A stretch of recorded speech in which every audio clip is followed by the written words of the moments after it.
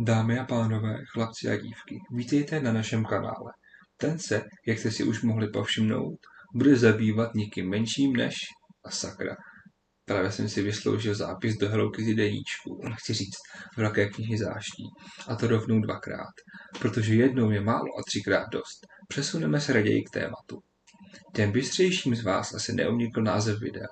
Ano, je to úvod. Vzdán budíš dík vašim pozorovacím schopnostem. Tady nebudeme lepit fousy na gnomlary a předstírat, že je to trpasličí dítě. Tady se budeme bavit o národu, který mě osobně nejvíc přirostl k srdci. Trpaslíci.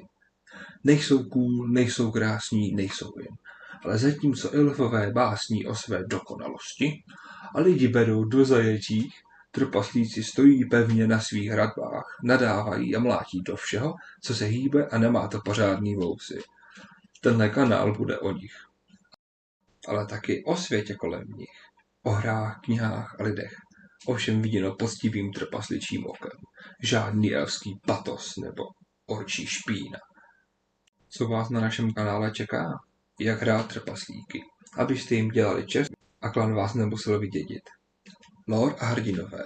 Rozbereme si říše z Warhammeru, Tolkiena, D&Dčka a dalších světů, ve kterých tito udatní vousáči dělají pořádek. Dále si také rozebereme jejich zbraně a taktiku.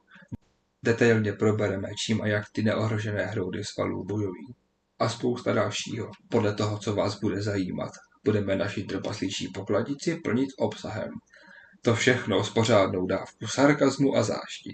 Pokud máte rádi postavy, co se neposerou, když po nich střílíte koulí, tak jste tu správně. Zajděte si do taverny pro pivo, zapálte dýmku, pohodlně ulepte svoje honosné pozadí a klidně vaší omladině ty vousy nalepte a vrazte jim do ruky pořádnou sekiru. Vítá vás Grudge Gaming. A jestli se vám tohle líbí, dejte palec hore a třeba odběr, ať vím, že v tomhle dole nejsem sám.